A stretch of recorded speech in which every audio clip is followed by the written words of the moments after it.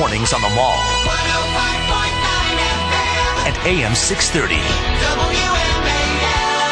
637 on WMAL, where Washington comes to talk at 7:05. Our good friend Joe DeGeneva, our legal analyst, he'll talk about Benghazi as he represents some of the whistleblowers from that story.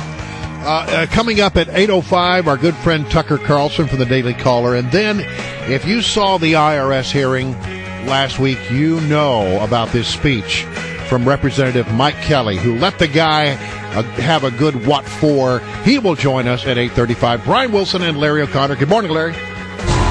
Now, with the latest on Cicadageddon, here's Brian and Larry with your cicada update on Washington's Mall, WMAL.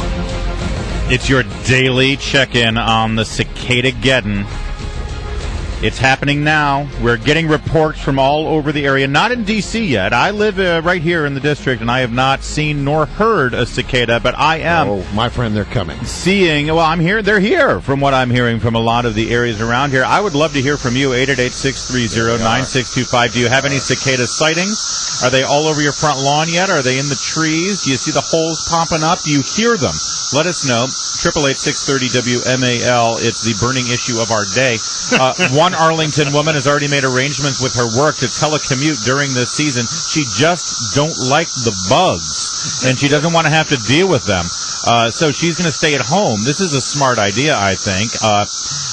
She hated the sound of it. She hated the roar. She said it sounded like a human being murdered. No, really? Yeah. Back in 2004 when she first heard of the cicadas. So she's worked it out. A lot of people are doing this now.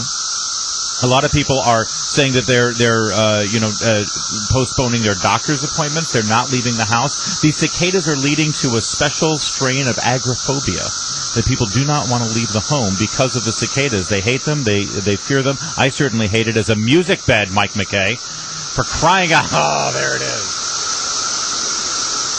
McKay claims that he's got cicadas coming up in his yard. Yeah, he lives out in Prince George's. He says he's got little holes underneath the tree, and the soil has reached at his house well above 64 degrees. So that means it's going to happen. Why can we not just kill them? I don't understand Because they're so cute. They're bugs. No, they're cute. No, you kill bugs. They are when interesting. Bugs annoy you. Look, I mean, think about it. These bugs have been underground since the Clinton Lewinsky scandal. They've just live in there. And how do these bugs know that it's 17 years? What is it that they know? How is it that just all of a sudden they don't come out at 16 years? They're coming out to mate, They don't Brian. come out at 18 years. They come out at exactly 17 years. Isn't that just like the most amazing thing, that these little tiny insignificant bugs know this stuff? They're coming out to mate, and you can never predict these things except with a cicada. When you gotta have it, you gotta have it. It's become a cottage industry. There are cicada restaurants popping up, cicada websites, and now from Nashville, singer-songwriter Kathy Ashworth, a cicada song. I'm so sick of cicadas, a little freaked out, a little afraid. I know they're not as bad as Al-Qaeda, but I still kind of... Yes. She rhymed. Did she just rhyme Al-Qaeda with cicada? Yes, she certainly did. Awesome. Only in Nashville. Steve in Vienna. Let's add your voice to this mix because there's not enough noise going on in this segment. Steve, you're on with Brian and Larry. No cicadas in South Riding yet, thankfully. I'm actually just blessings there, but all over the place in Manassas, and just ew, I hate these things.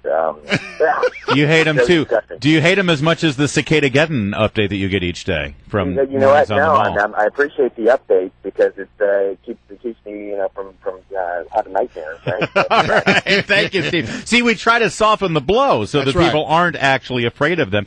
Brian, you mentioned that they haven't been here since the Lewinsky scandal. USA Today provides a fine list of the top 10 things that the cicadas have missed over the last 17 years. First of all, I love this. Social media. Cicadas had no idea there was Facebook or Twitter back then. None of that. We got to start a cicada Facebook page immediately so that they can get up to date.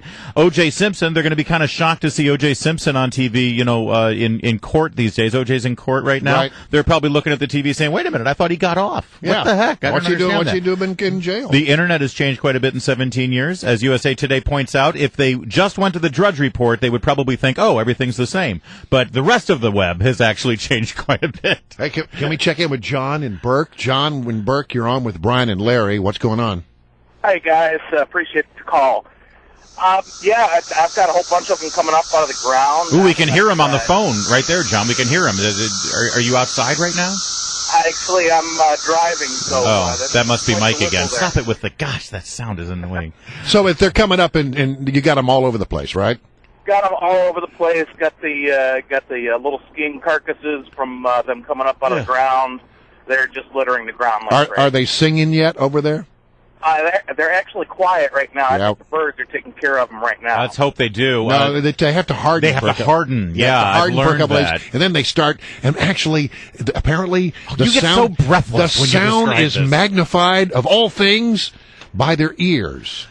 It's like little megaphones for their little stridulation All thing. right, Ray in Springfield. John and down there, Burke. He hopes that the birds are taking care of them before they get loud. Ray, you've got a solution. What do you think? Hey, Brian and Larry, I've got a 95-pound chocolate Labrador Retriever. His name is Homer. And we go out in the mornings, and he loves to have little crunchy snacks. For some reason, he's always sticking his nose down, and I was wondering what the heck he was doing, and he's chewing on stuff, and he's eating these little guys. Yeah. So perhaps Homer we could just turn it loose, baby. That's right. I hear the dogs love these things. Homer could actually save the entire area from a lot of headache. This is great, Ray, and save you a little money on Alpo for a month. Listen, I just want to put this in perspective. There are 600 cicadas for every human on the East Coast. 600. Howard and Manassas, you're on WMAL with Brian and Larry. It's Cicadageddon.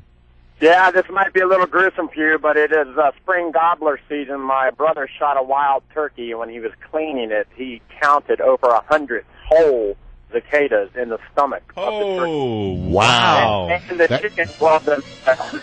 There you go. First of all, Howard, that sounds like your brother bagged a pretty good-sized turkey, so I'm looking forward to having some of that bird. Yeah, we'll be over for dinner. But that is a little gross. This is the sound that I think accompanies the cicadas when they start flying. They're coming. It's Alfred Hitchcock-esque. Get them out of my face. I hate these flying little buggers. And thus concludes today's edition of Cicadageddon Update.